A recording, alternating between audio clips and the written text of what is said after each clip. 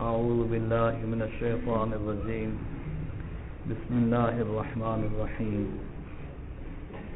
إن الذين كفروا ويصدون عن سبيل الله والمسجد الحرام الذي جعلناه للناس سواء العاكف فيه والباد ومن يرد فيه بإلحاد بظلم نذقه من عذاب أليم. وإذ بوأنا لإبراهيم مكان البيت ألا تشرك بي شيئا وطهر بيتي للطائفين والقائمين والركع السجود. صدق الله العظيم.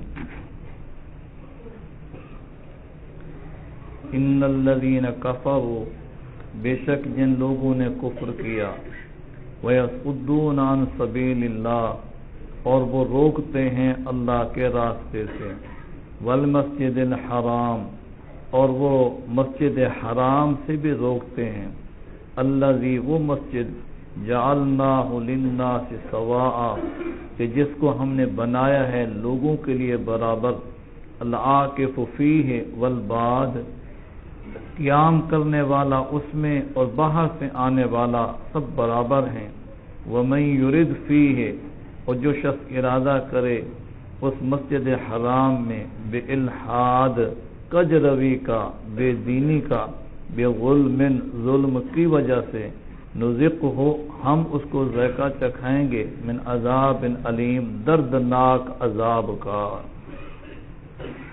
وَإِذْ بَوَّأْنَا، اور وہ وقت بھی قابل ذکر ہے کہ جب ہم نے بتلا دی لإبراہیم، ابراہیم علیہ السلام کو، مکان البیت، بیت اللہ کی جگہ، اللہ تشرک بی شیئا، کہ نہ شریک کرنا، نہ شریک کر میرے ساتھ کسی چیز کو، وطہر بیتیا، اور تو صاف اور پاک رکھ میرے گھر کو، للطائفین، طواف کرنے والوں کے لیے، والقائمین، اور قیام کرنے والوں کے لیے، والرکع، اور رکوع کرنے والوں کے لیے، السجود، اور سجدہ کرنے والوں کے لیے۔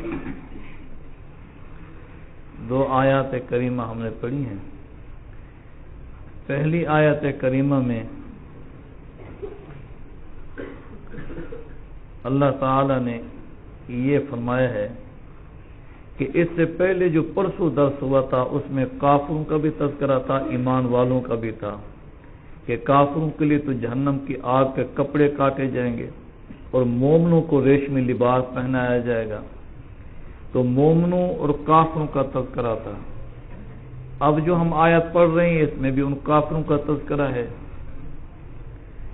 فرمایا کہ جن لوگوں نے کفر کیا، اللہ کا انکار کیا، اللہ کے رسول کا انکار کیا، حق کا انکار کیا، تکذیب کی، پھر وہ خود تو اللہ کے راستے سے رکے، اللہ کی اطاعت سے رکے، کلمہ حق پڑھنے سے، کلمہ حق کہنے سے رکے، وَيَصُدُّونَ عَن سَبِيلِ اللَّهِ، وہ اور لوگوں کو بھی روکتے ہیں، خود تو رکے ہیں، اوروں کو بھی روکتے ہیں۔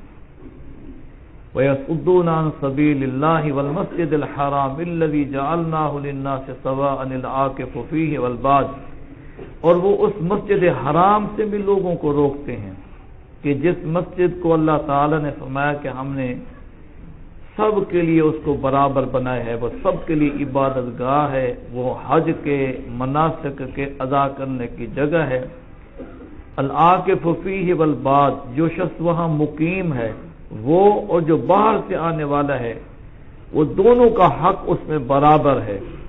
تو وہ لوگ خود کفر کرتے ہیں، اللہ کے راستہ سے رکتے ہیں، اوروں کو روکتے ہیں اللہ کے دین سے، اطاعت سے، اور مسجد حرام سے بھی لوگوں کو روکتے ہیں کہ وہ عبادت نہیں کرنے دیتے۔ فرمایا وَمَن يُرِدْ فِيهِ بِإِلْحَادٍ، اور جس نے ارادہ کیا اس مسجد حرام میں کج روی کا، بے دینی کا، گناہ کا، نُذِقْهُ مِنْ عَذَابٍ أَلِيمٍ، ہم اس کو دردناک عذاب چکھائیں گے۔ یہ کام کون کرتے تھے؟ یہ مشرکین مکہ، کہ حضور اکرم صلی اللہ علیہ وسلم اور صحابہ کرام جب نماز پڑھنے کے لیے وہ مسجد حرام میں کوشش کرتے، بیت اللہ شریف اللہ کا گھر، اس کے آس پاس جو گلئی میں صفیں بنتی ہیں، آس پاس جو جگہ ہے دائیں بائیں گردا گرد، وہ اسی کا نام مسجد حرام ہے۔ اب حضور صلی اللہ علیہ وسلم خود مکے کے، صحابہ کرام جنہوں نے کلمہ پڑھا وہ بھی مکے کے۔ اب مشرکین مکہ کا قبضہ تھا بیت اللہ شریف پر، تو مومن جو کلمہ پڑھتے اسلام میں داخل ہوتے، خود حضور نماز پڑھنے کے لیے آگے بڑھتے کہ مسجد حرام میں پہنچ کے نماز پڑھیں، یا مومن کوشش کرتے، تو یہ لوگ جیسے دوسرے لوگوں کو دین سے روکتے تھے، اسی طرح مسجد حرام میں عبادت کرنے سے بھی منع کرتے تھے۔ اور خود ان کی عبادت کیا ہوتی تھی کہ یہ ننگے طواف بھی کرتے تھے اور بیت اللہ کے اندر پہنچ کے تالیاں بجاتے تھے اور سیٹیاں بجاتے تھے، یہ ان کی عبادت کا طریقہ تھا۔ وما كان صلاتهم عند البيت الا مكاء وتصديه، کہ ان کی عبادت نہیں تھی بیت اللہ کے اندر مگر کیا تھا، وہ تالیاں بجانا اور سیٹیاں بجانا، بس یہ ان کی عبادت کا طریقہ تھا۔ تو جو موحدین تھے ان کو اجازت نہیں، جو مشرک تھے تو انہوں نے آس پاس 360 بت رکھ دیے بیت اللہ کے آس پاس، جیسے یہ مسجد ہے ہماری، اب اس طرف بھی باہر ایک دیوار ہے، 4 دیوار، باہر بھی دیوار ہے، اس طریقے سے انہوں نے بیت اللہ کے باہر جو دیوار تھی تو 360 بت انہوں نے نصب کر دیے تھے، اور وہ بت انبیاء علیہ الصلوۃ والسلام اور صلحاء کرام کے تھے۔ حضرت آدم علیہ الصلوۃ والسلام کے اس شہید بیٹے حضرت حابیل، جن کو ان کے بڑے بھائی قابیل نے ظلمن قتل کیا تھا، ان کی تصویر، اس حبل اس کا نام رکھا ہوا تھا، اس کو بنا کے خود بیت اللہ کی چھت کے سامنے دروازے کے پاس اوپر رکھ دیا تاکہ دور سے لوگ اس کو دیکھیں اور اس کی تعظیم کریں۔ تو وہ جو بت تھے حضرت ابراہیم علیہ الصلوۃ والسلام کی تشبیہ شبیہ ان کی شکل کا، جیسے آج کل ہمارے ہاں چوکوں پر، روڈوں پر آپ دیکھتے ہیں بڑی بڑی تصویریں لگی ہوئی ہیں، اور ابھی الیکشن جو قریب آئیں گے اور بڑے بڑے بورڈ لگ جائیں گے۔ تو یہ آخر یہ جو بت لگے ہوئے ہیں، تصویریں لگی ہوئی ہیں، یہ آخر کسی کے ہیں نا کہ بھائی یہ شہباز شریف کا ہے، یہ نواز شریف کا ہے، بھائی یہ فلاں کا، یہ فلاں کا، یہ فلاں کا ہے نا۔ تو انہوں نے جو بت رکھے ہوئے تو وہ ایسا نہیں کہ بس یوں تراشتے تھے، ایک بت بنا کے رکھ دیا عبادت کرتے تھے، انہوں نے وہ جو بت رکھے ہوئے تھے انبیاء علیہ الصلوۃ والسلام صلحاء کے تصویریں بنا کے انہوں نے کہ ہماری ان کے سامنے اور ان کی اللہ کے سامنے، بس ہماری وہ سنتا نہیں اور ان کی وہ موڑتا نہیں ہے، بس وہ یہ مشکل کے شاہ تو حاجت ہوا۔ اللہ معاف فرمائے، اللہ معاف فرمائے، اللہ لوگوں کو صحیح سمجھ نصیب فرمائے۔ تو اللہ فرماتے ہیں کہ دیکھو، ایک تو ان مشرکوں کا یہ جرم کہ یہ کافر ہیں، اللہ کی توحید کے منکر ہیں، رسول کے منکر ہیں، قرآن کے حق کے منکر۔ دوسرا ان کا جرم یہ ہے کہ خود تو بیمان جہنم کا ایندھن بنے اور لوگوں کو بھی اللہ کے دین سے، اللہ کی اطاعت سے، قرآن سے، حدیث سے، نبی کے پاس جانے سے، کلمہ پڑھنے سے روکتے ہیں، یہ دوسرا جرم ہے۔ تیسرا ان کا جرم یہ ہے کہ اللہ کا گھر وہ تو توحید کا مرکز ہے بیت اللہ شریف، سب سے پہلے بیت اللہ کی تعمیر فرشتوں نے کی، پھر آدم علیہ السلام نے تعمیر کی، پھر ایک عرصہ تک وہ بیت اللہ کی تعمیر رہی، جیسے ہماری یہ مسجد کی ماشاءاللہ ایک تعمیر مکمل ہے۔ پھر حضرت نوح علیہ السلام کا جب دور آیا تو طوفان نوح وہ گھوما، اور وہ چونکہ بہت طوفان تھا، اس میں عمارتیں جو تھی وہ ختم ہوئی، تو بیت اللہ شریف کی جو عمارت تھی اس کی بنیادی جو زمین کے اندر دھنسے ہوئے رکھے ہوئے نصب کی وہ پتھر تھے وہ تو پڑے رہے، اور باقی جو اوپر کی عمارت تھی وہ ساری پانی بہا کے لے گیا۔ اس دور میں تو ہماری جو عمارتیں ہیں یہ ماشاءاللہ مضبوط ہوتی ہیں، اس میں سریہ ہے، بجری ہے، سیمنٹ ہے، تو یہ تو لنٹر کی دیواریں ہیں، پلر دھرے ہوئے ہیں، سیلاب چلتا رہے بہتر رہے گا، لیکن یہ دیواریں وہ ان کو سوراخ تو کر دے گا لیکن اس کی بنیادیں پلر کھڑے رہیں گے۔ وہ اس دور کی جو تعمیر تھی اس میں یہ چیزیں تو تھی نہیں، وہ تو یوں سمجھیں کہ خالی پتھر تھے اور اس کے اندر گارا تھا، پانی آیا، گارا جو تھا وہ گھل گیا اور پتھروں کو بھی پانی بہا کے لے گیا تو وہ نشان ہی ختم کر دیا۔ وہ ساری عمارت جو تھی وہ جو کچھ بھی تھا وہ سارے کا سارا پانی بہا کے لے گیا، اور وہاں ریت مار دی اس نے۔ آپ کو پتہ ہے دریا چلتے ہیں، جب طوفان آتے ہیں پانی آتا ہے تو بعض جگہ وہ کھدائی کر دیتا ہے، ایک جگہ کھود دیتا ہے، وہ یہاں سے مٹی اٹھا کے دوسری جگہ پر ٹیلا مار دیتا ہے، تو یہاں یہ سارا ٹیلا پڑا ہوا تھا۔ پھر اللہ تعالی نے حضرت ابراہیم علیہ السلام نے عراق سے ہجرت کی، اپنے اہل و عیال سمیت بیوی سمیت ہجرت کر کے وہاں گئے.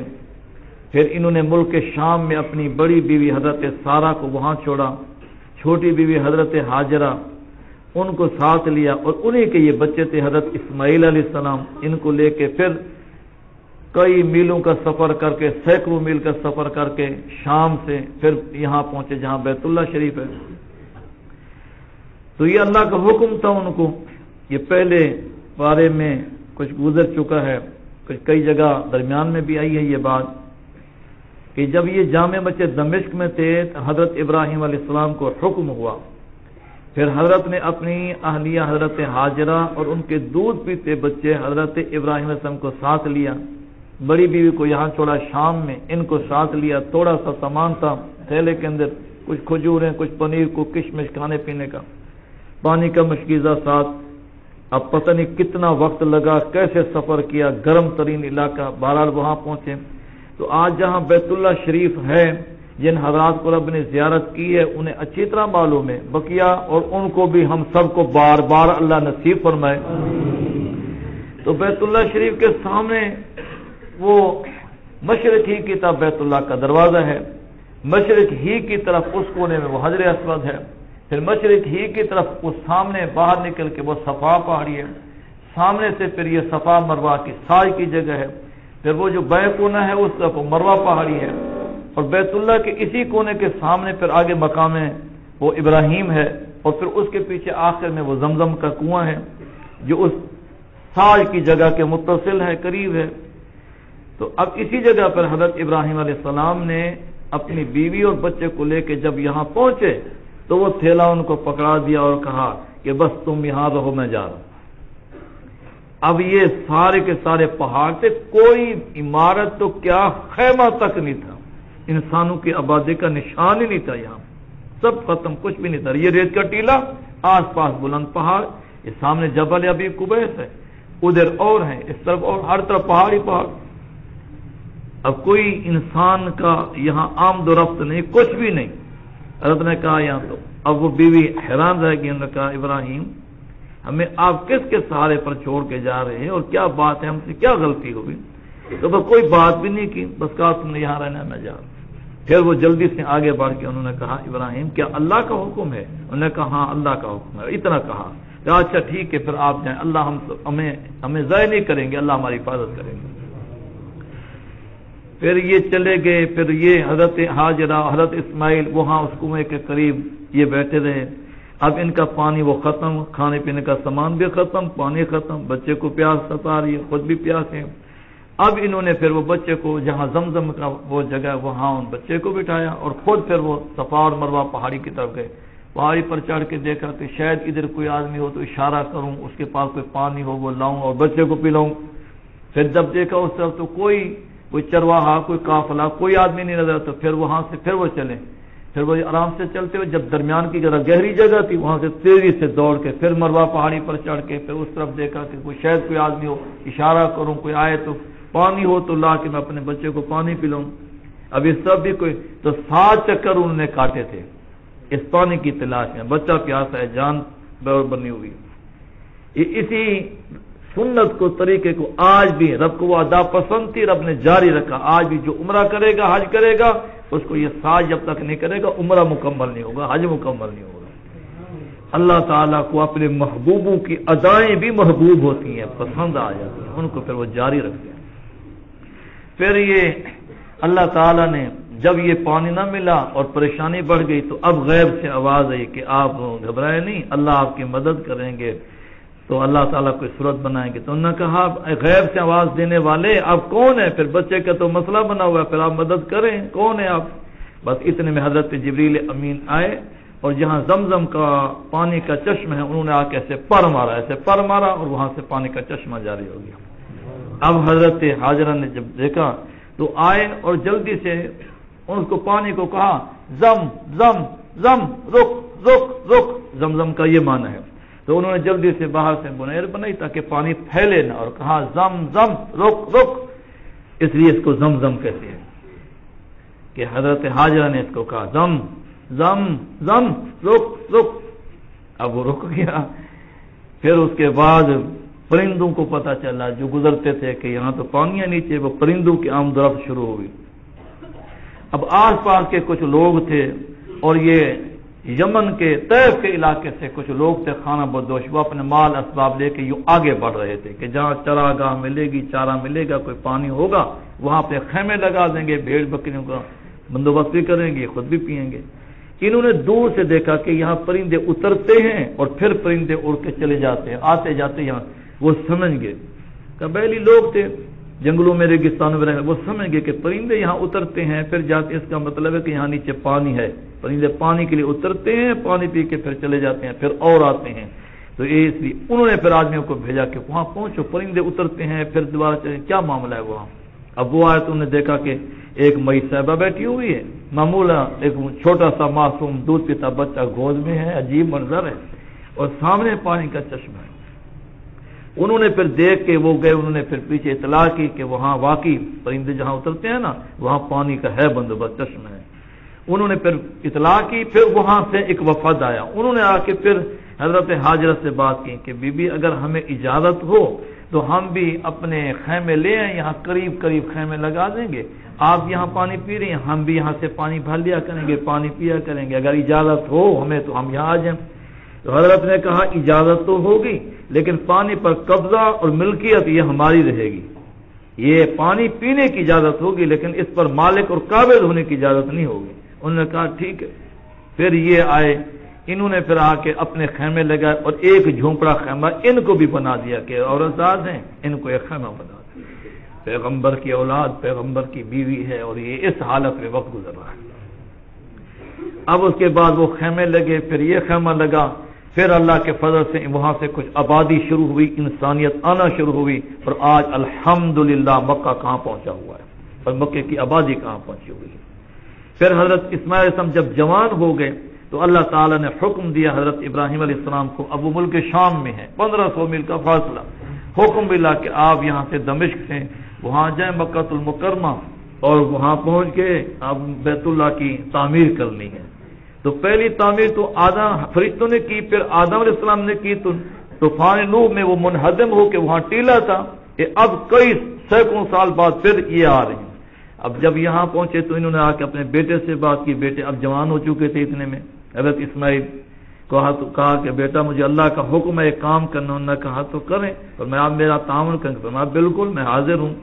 پھر حضرت ابراہیم علیہ السلام کو پتہ نہیں تھا کہ بیت اللہ کی یہ تو پورا ٹیلا ہے، بنیادیں کس جگہ پر ہیں. پھر اللہ تعالیٰ نے تیز ہوا چلائی اور اس نے آ کے وہ ٹیلے کو سارے کو ہوا نے ریت کے ٹیلے کو اڑا دیا. جب اڑا دیا تو وہ بنیادیں زمین سے نکلیں. جب نکلیں تو حضرت ابراہیم علیہ السلام پھر معمار کا مستری کا کام کرنے لگے. حضرت اسماعیل علیہ السلام پتھر لاتے رہے، حضرت ابراہیم علیہ السلام اس کی چنائی کرتے رہے. اب گو کا جب وقت آ گیا تو پھٹے اور لکڑ بانس چاہیے تھے، تو یہ مقام ابراہیم جو پتھر ہے یہ پتھر لایا گیا، اس پر رکھا، حضرت ابراہیم علیہ السلام اس پر کھڑے ہوتے، بس یہ پتھر خود بخود بلند ہو جاتا تھا. بس وہ جہاں تھا. پھر وہ ارادہ کرتے تھے کہ ذرا یہ پیچھے ہٹ کے یہ ٹھیک کرنے، تو پتھر یوں چلا جاتا تھا. وہ آگے ارادہ کرتے تو یوں چلا جاتا. اب ارادہ کرتے کہ اب کام ختم کرنا ہے تو پتھر نیچے چلا جاتا. تو یہ وہ مقام ابراہیم ہے جن پر حضرت کے قدموں کے نشان موجود. اللہ اکبر، اللہ کی شان. تو اب یہ بیت اللہ جو ہے اللہ تعالی نے فرشتوں کے ذریعے اپنے پیغمبروں کے ذریعے تعمیر کرایا، اور یہ ہے مرکز توحید. جب یہ بن گیا حج کا اعلان بھی کیا گیا. وہ کل زندگی رہی تو بعض والی آیات میں، کل تو شاید نہیں آئے گی، بعض والی آیات میں آئے گی. تو اللہ تعالیٰ نے یہ تعمیر حضرت نے یہ مکمل کر لی. تو رب تعالیٰ نے ایک حکم یہ فرمایا کہ اللہ تشرک بی شیئا، کہ میرے ساتھ کسی کو شریک نہ کرنا. یہ مرکز توحید ہے، مرکز توحید. اور مشرکین عرب نے یہاں اس کو مرکز شرک اور کفر بنا دیا، بس رکھ دیا. اور کہتے بھی اپنے آپ کو ابراہیمی تھے کہ ہم حضرت ابراہیم علیہ السلام کے اولاد ہیں. تو رب تعالیٰ نے قرآن میں کئی آیات میں فرمایا کہ ما کان ابراہیم یہودیا ولا نصرانیا ولکن کان حنیفا مسلما وما کان من المشرکین. ابراہیم علیہ السلام نہ یہودی تھے، نہ عیسائی تھے، نہ مشرک تھے. وہ تو یکسو ہونے والے صرف ایک توحید کے عقیدے کے وہ قائل تھے، اور تم سارے کے سارے مشرک ہو اور کہتے ہو ہم ابراہیم علیہ السلام کے اولاد ہیں، اور ابراہیم تم کہتے ابراہیم؟ تو رب نے کہا اس گھر کو ایک تو میرے ساتھ شریک نہ کرنا کسی چیز کو، دوسرا وطہر بیتی للطائفین والقائمین، اس گھر کو پاک اور صاف رکھنا، کن کے لیے؟ طواف کرنے والوں کے لیے، اور کن کے لیے؟ جو یہاں مقیم ہوں، جو لوگ یہاں آس پاس کے ہیں یا باہر سے آ کے یہاں قیام کرتے ہیں، کئی دن تک نمازیں پڑھتے ہیں، تلاوتیں کرتے ہیں، تسبیحات پڑھتے ہیں، وہ حج کے مناسک ادا کرتے رہتے ہیں، یہ ان کے لیے۔ اور جو باہر سے لوگ آتے ہیں زیارت کر کے چلے جاتے ہیں، عمرہ کر کے چلے جاتے ہیں، تو میرے اس گھر کو کفر سے، شرک سے، بتوں سے، ان چیزوں سے بھی پاک رکھیں، اور ظاہری اعتبار سے ہر قسم کی نجاست سے بھی اس کو پاک رکھیں۔ اس لیے شریعت کا حکم ہے کہ مسجد میں کم عمر چھوٹے بچے جن کو سمجھ نہ ہو پاکی ناپاکی کی، اور مسجد کے آداب کا، مقام کے تقدس کا جن کو سمجھ نہ ہو، ایسے بچوں کو مسجد میں نہ لاؤ گے تو وہ پیشاب کریں گے۔ اب جو آدمی یہاں بچہ لائے گا، بچے نے وہ آگے کھڑا ہو گیا، بچے کو پیچھے بٹھائے گا، بچہ جب دیکھے گا ایک اور صف پیچھے بنے گی، ایک اور صف پیچھے بنے گی، بچہ دیکھے گا کہ میرا باپ میری آنکھوں سے اوجھل ہو گیا، وہ رونا شروع کرے گا۔ اب یہ نماز چھوڑ کے کیسے جائے گا؟ وہ تھوڑا پہلے تو روئے گا، بعد میں پھر پیشاب بھی کر دے گا۔ اب جب پیشاب کرے گا، اب یہ جب جائے گا، اس کو دیکھے گا کہ بچے نے پیشاب کیا، یہ چپکے سے اٹھا کے اس کو چلا جائے گا کہ اگر میں نے کہا نا بچے نے پیشاب کیا میری پٹائی کریں گے، وہ چپکے سے۔ اب پیچھے وہ قلین خراب، لوگوں کی نمازیں ضائع ہوتی رہیں گی، لوگوں کو کیا معلوم کہ یہاں بچہ پیشاب کر کے گیا، امام کو کیا معلوم کہ پیچھے کسی نے بچہ بٹھایا تھا اور پیشاب کر گیا۔ اس لیے شریعت کا حکم ہے کہ جو نہ سمجھ بچے ہوں، جن کو پاکی پلیدی کا، مسجد کے تقدس کا ابھی تک شعور نہیں آیا، ایسے بچوں کو مسجد میں نہ لاؤ، عبادت گاہوں میں ایسے بچوں کو نہ لے جاؤ۔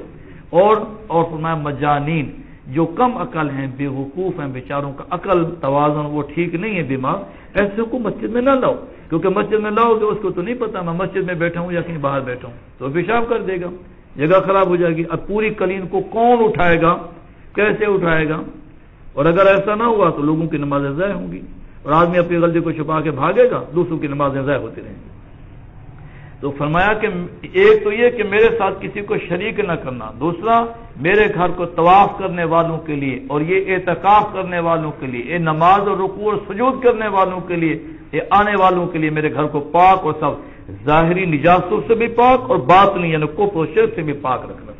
اللہ تعالیٰ نے ان آیات میں انہی چیزوں کا ذکر فرمایا، اور فرمایا بیت اللہ شریف باہر حکم یہ ہے کہ اگر کوئی شخص کسی نیکی کا پختہ ارادہ کر لے، عزم کر لے، مثلا ابھی آپ حضرات بیٹھے ہیں، آپ اگر یہ نیت کر لیں کہ انشاءاللہ العزیز تہجد کے وقت اٹھنا ہے اور تہجد پڑھنی ہے، اب اگر آپ نہ بھی اٹھ سکے، پختہ عزم کر لیے ہے اور پھر آنکھ نہ بھی کھلی، تو بھی ایک نیکی آپ کی لکھی جائے گی۔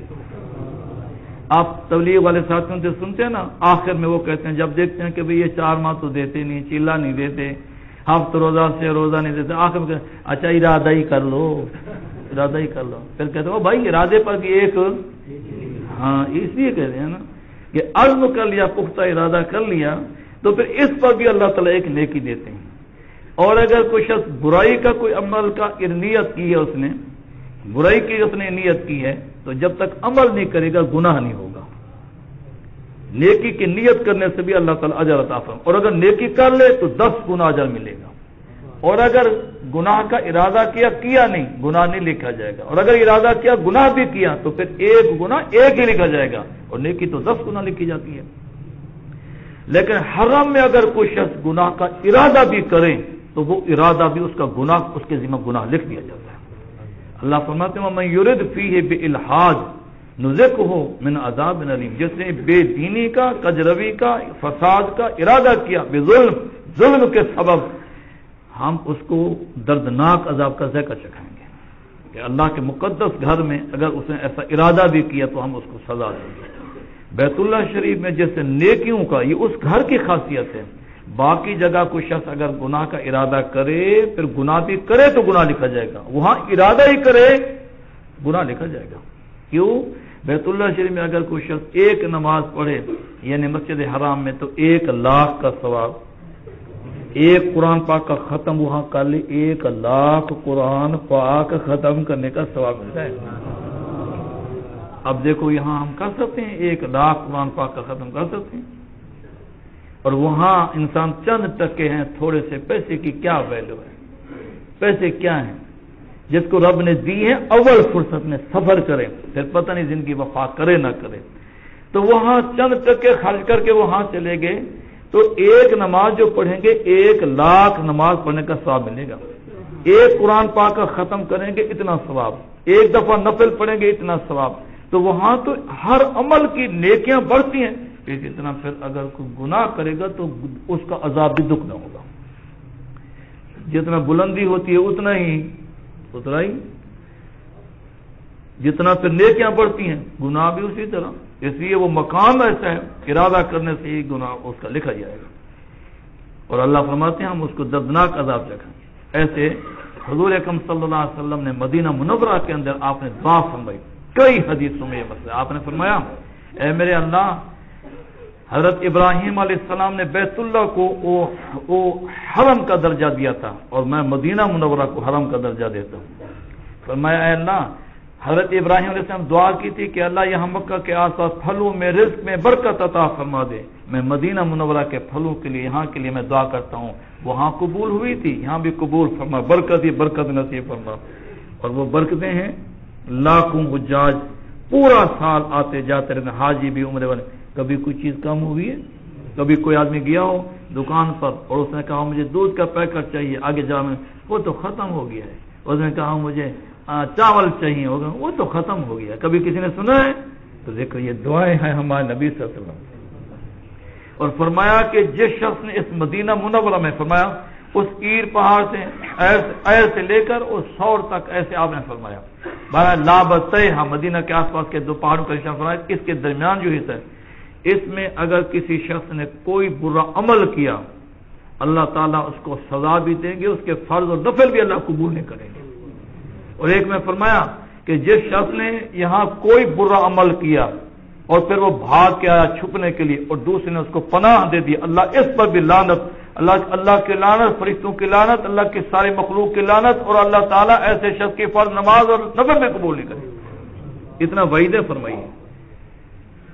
اب لوگ اللہ تعالیٰ ہم سب کو سمجھ نصیب فرمائے، لوگ عمرے کے لیے جاتے ہیں، حج کے لیے جاتے ہیں، داخلہ بھرا، روانہ ہو گئے، آداب بھی نہیں سیکھتے کہ میں مقدس سرزمین پر جا رہا ہوں، میں اس سرزمین پر چلنے کے رہنے کے کچھ آداب تو علماء سے پوچھ لوں۔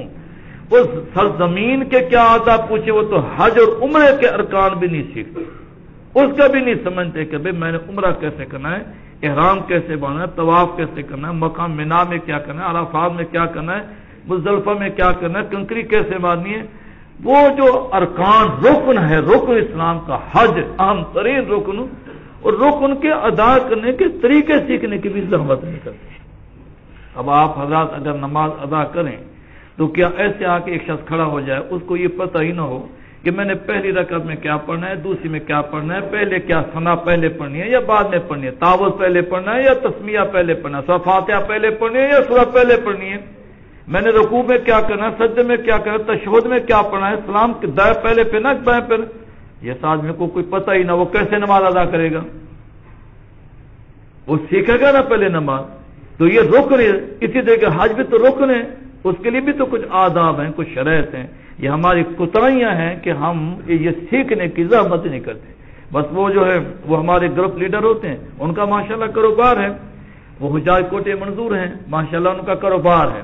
ایک ادھر تربیت کروا رہے تھے، وہ کئی سالوں سے حج پر حاجیوں کو لے جاتے ہیں، تو وہ حاجیوں کو کہنے لگا شاید آپ یہ سمجھیں کہ میں آپ کو لے جا رہا ہوں حج کروانے کے لیے، میں آپ کو حج کروانے کے لیے نہیں لے جا رہا، میں پیسے کھڑے کرنے کے لیے لے جا رہا ہوں، میرا کاروبار ہے، حج آپ نے کرنا ہے، سیکھنا تو سیکھ لو، وہاں چل کے حج تم نے خود کرنا ہے، میں نے نہیں کرنا، میں نے تمہیں کروانا بھی نہیں، وہ تو تم نے خود کرنا ہے، میرا تو یہ کاروبار ہے، میں نے کوٹا منظور کرایا ہوا ہے، اور جاج گروپ لے جاتا ہوں، ہر حاجی سے اتنے پیسے لیتا ہوں، میرا یہ کاروبار ہے، باقی حج تم نے کرنا ہے، اپنے حج کی خود فکر کرو اور سیکھو، علماء کے پاس سیکھو، سیکھ کے وہاں چلو گے تو صحیح طریقے پر حج ادا کر سکو۔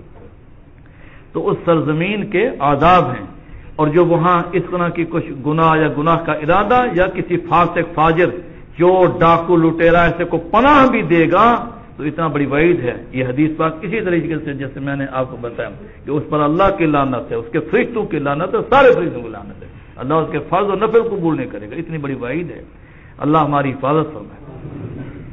ان الذین کفروا, بے شک وہ لوگ جنہوں نے کفر کیا, ویصدون عن سبیل اللہ, اور وہ روکتے ہیں اللہ کے راستہ سے. یہ ضمن میں ایک بات آئی تھی, جن حضرات کو رب تعالی نے توفیق بخشی ہے وہ مزید کوٹھیاں نہ خریدیں, وہ مزید پلاٹ نہ خریدیں, مزید گاڑیوں کے چکر میں رہیں. پہلی فرصت میں حج فرض ہے تو حج کریں.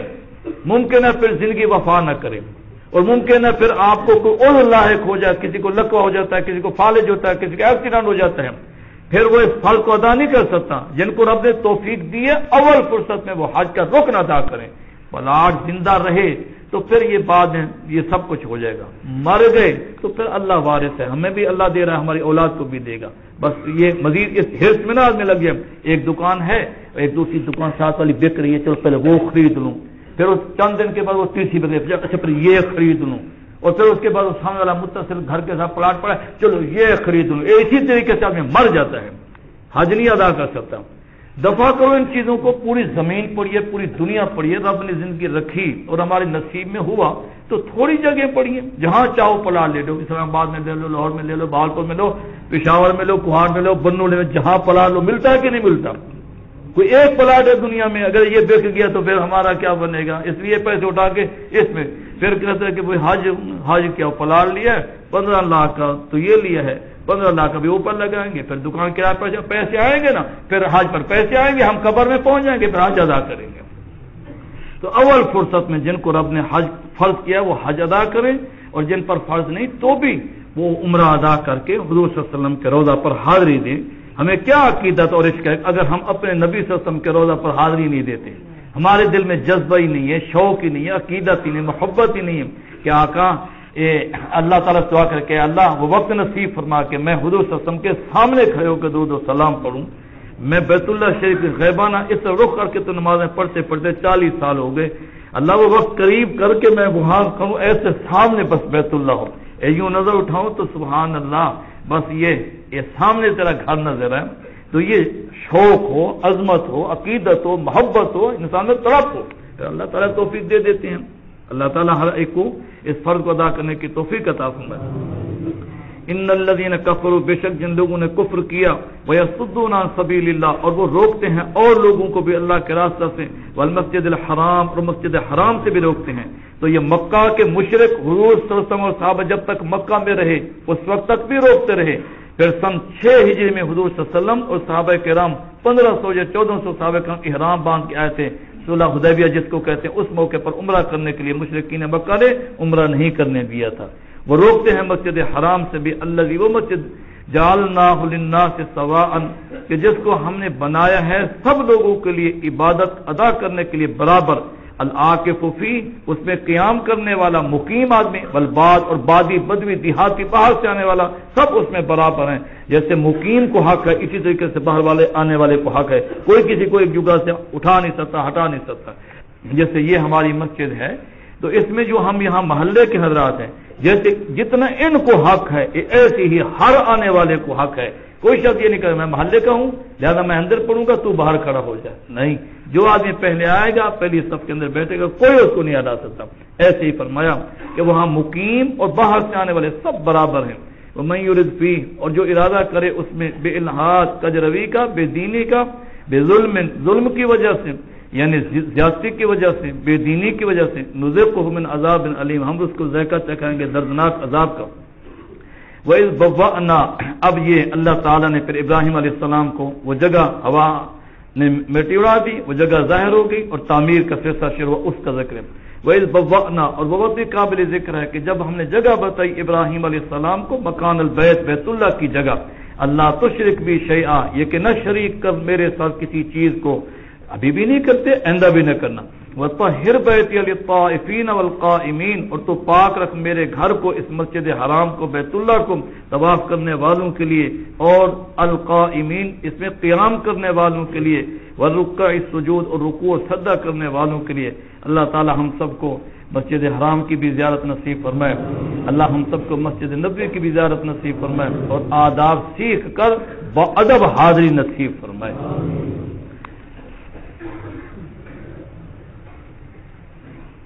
اللهم صل على سيدنا مولانا محمد وبارك وسلم. اللهم وفقنا لما تحب وترضى من القول والفعل من هدي انك على كل شيء قدير يا حي يا قيوم برحمتك نستغيث. اللہ کریم ہم سب کو بار بار حج نصیب فرما. اللہ کریم ہم سب کو بار بار عمرہ نصیب فرما. اللہ کریم ہم سب کو بار بار اپنے گھر کی حاضری نصیب فرما. اللہ کریم ہم سب کو بار بار اپنے بیت اللہ کی دیواریں، بیت اللہ کا دروازہ، حجر اسود، بیت اللہ کا غلاف دکھا کے ہمیں آنکھوں کو ٹھنڈک پہنچانے کی توفیق عطا فرما. رب ہمارے دل کو، ہماری آنکھوں کو سکون، راحت اور ٹھنڈک نصیب فرما. اللہ ہم سب کو بار بار اپنے پیغمبر صلی اللہ علیہ وسلم کے در پر، ان کی مسجد میں، ان کے ریاض الجنہ میں حاضر ہو کے نوافل ادا کرنے کی، آپ کے سامنے کھڑے کے درود و سلام پڑھنے کی توفیق عطا فرما. اللہ کریم ہم سب کو بار بار اپنے اس سید الاولین والآخرین پیغمبر کے در پر حاضری نصیب فرما، جنہوں نے ہجرت کر کے، پتھر کھا کے، تکلیفیں برداشت کر کے، دین کے دشمنوں سے جنگیں لڑ کے، زخمی ہو کے ہم تک دین پہنچایا، ہم تک دین پہنچا. ان کی برکت سے ہمیں قرآن نصیب ہوا، دین نصیب ہوا. اللہ ہم سب کو بار بار آپ صلی اللہ علیہ وسلم کے روضہ پر حاضری کی توفیق نصیب فرما. اللہ جو احباب جانا کا ارادہ کر چکے ہیں سب کو نصیب فرما. جو مسلمان اس سے غافل ہوں اللہ ان کو توجہ نصیب فرما، اور جو جانا چاہتے ہیں اسباب مہیا نہ ہوں اللہ ان سب کو غیب سے مدد فرما، نصرت فرما، اسباب اور وسائل مہیا فرما. اللہ ہم سب کی کمزوریوں سے درگزر فرما. اللہ ہمارے صغیرہ کبیرہ گناہوں کو معاف فرما. ہمارے چھوٹے اور بڑے سب بیماروں کو صحت عطا فرما. اللہ تمام مسلمان مریضوں کو شفاء کاملہ اجر نصیب فرما. دنیا بھر میں جہاں مسلمان بیمار ہوں، جس تکلیف میں بھی مبتلا ہوں، اللہ سب کو صحت عطا فرما. جو چلے گئے ان کی بخشش و مغفرت فرما. اہل حق، اہل اسلام کی مدد نصرت فرما. دین کے دشمنوں کو ذلیل و رسوا فرما. وصلی اللہ تعالی علی خیر خلقہ محمد وعلی آلہ وصحبہ اجمعین. آمین برحمتک یا